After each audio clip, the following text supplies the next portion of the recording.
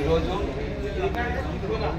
గురుకులకు apply చేసినటువంటి దివ్యాంగ అభ్యర్థులందరం కలిసి గురుకుల రిక్రూట్మెంట్ బోర్డు సంబంధించి కన్వీనర్ మల్లయ్య గారిని కలవడం జరిగింది.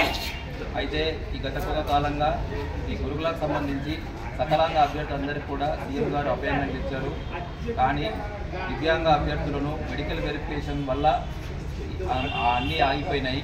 ఆ విషయం మీద కన్వీనర్ మల్లయ్య భట్ సార్ గారిని కలవడం జరిగింది. ఈరోజు సార్కి దృష్టి తీసుకెళ్తే తప్పకుండా పారదర్శకంగా ఇలాంటి నకిలీకి సంబంధం ఆస్కారం లేకుండా మన మెడికల్ వెరిఫికేషన్ పూర్తి చేయడం వల్ల ఆలస్యం జరుగుతుందని చెప్పడం జరిగింది. అలానే దివ్యాంగ కోటాలో ఖాళీగా ఉన్నటువంటి ఏమైనా మిగిలిపోతే కూడా ఎలాంటి బ్యాక్లాగ్ లేకుండా నెక్స్ట్ కేటగిరీ వాళ్ళకు నింపుతామని కూడా మల్లయ్య భట్ సార్ గారు హామీ ఇవ్వడం జరిగింది. అలానే ఏమైనా ఫేక్ సర్టిఫికేట్ ఉన్నా కూడా వాటిని వెంటనే పట్టుకుంటామని కూడా హామీ ఇవ్వడం జరిగింది.